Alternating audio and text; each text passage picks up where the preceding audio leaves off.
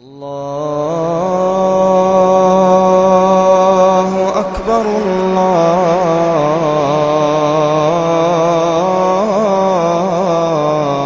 Allahu Akbar, Allahu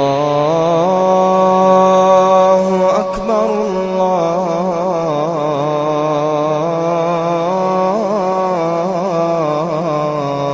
Akbar.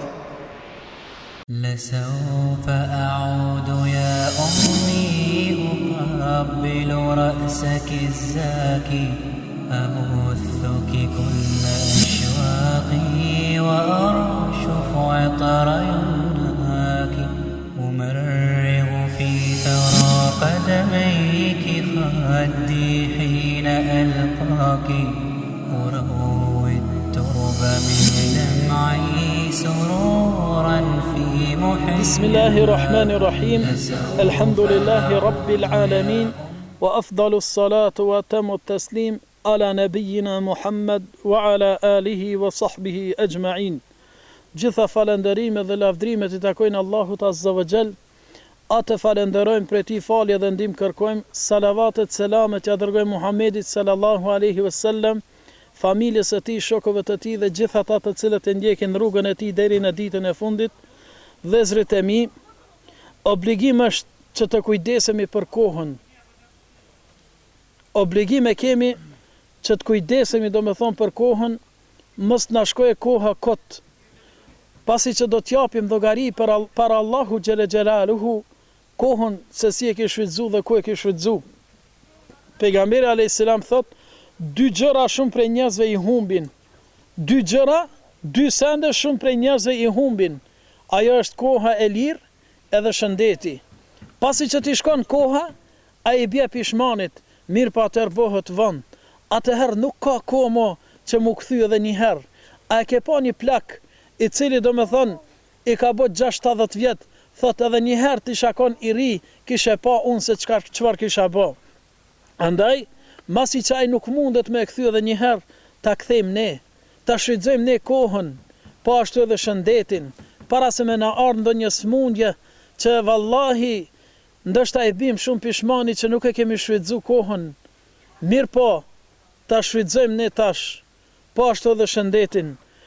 Ne shumë mirë e dim se pejgamberi alayhis salam sa ka qenë njeri I cili ka shfrytëzu kohën, kur ka qenë 10 që I fundit I Ramazanit, pejgamberi jon sallallahu alaihi wasallam, pejgamberi sallallahu alaihi wasallam e zgjonte familjen e vet.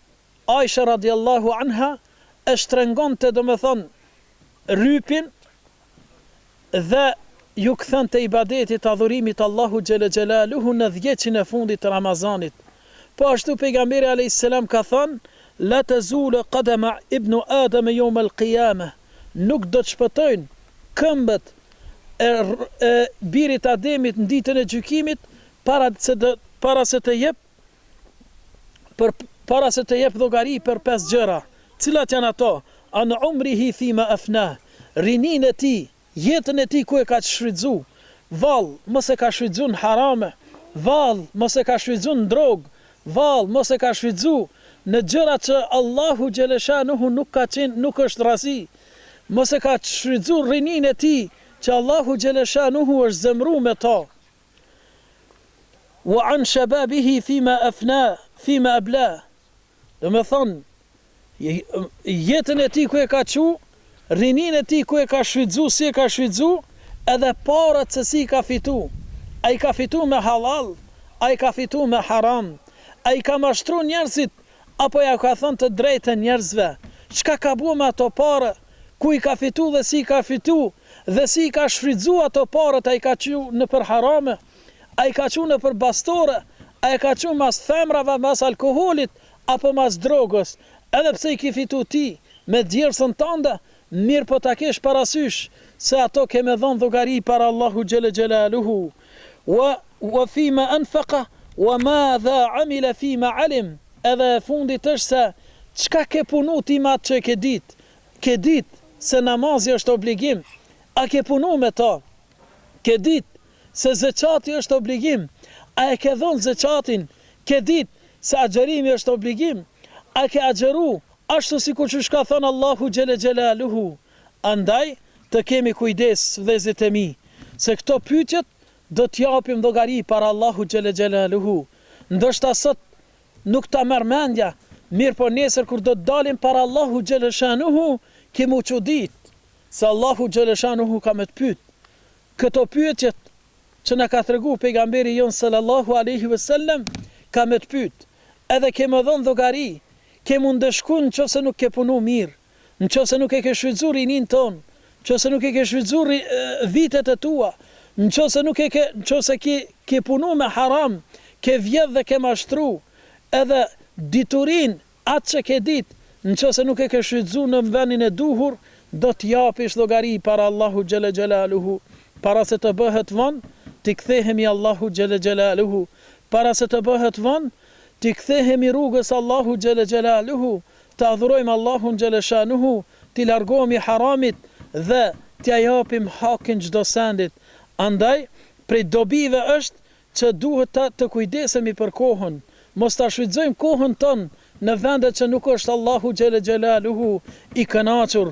Po ashtu, i biri Ademit alayhis salam do t'jep llogari për kohën e vet, për rinin e vet, për pasurinë e vet, për diturin që e ka mësu, çka ka bë dhe tek ka bë, po ashtu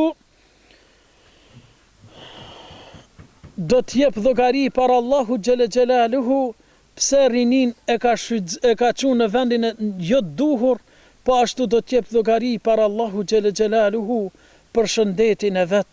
A është kujdes njeriu për shëndetin e vet. E kështu që lutim Allahun xhele xhelaluhu të na bën prej atyre robëve të cilët çdo herë mundohen me shfrytzu kohën. E lutim Allahun xhele xhelaluhu që të na bën prej njerëzve të sinqert, të cilët çdo minutë dhe çdo sekond mundohemi me shfrytzu aty ku është Allahu xhele xhelaluhu i kënaqur. E lutim Allahun xhele xhelaluhu që të na bën prej robërve të cilët çdo herë e përmendin Allahun xhele shanuhu dhe çdo herë i largohen haramit duke pas shpresë se Allahu xhele xhelaluhu do t'ja pranon ato punët. E lutim Allahun xhele shanuhu që të na fal gjitha mëkatet, lutim Allahun xhele shanuhu të na udhëzon në rrugën e tij të drejtë.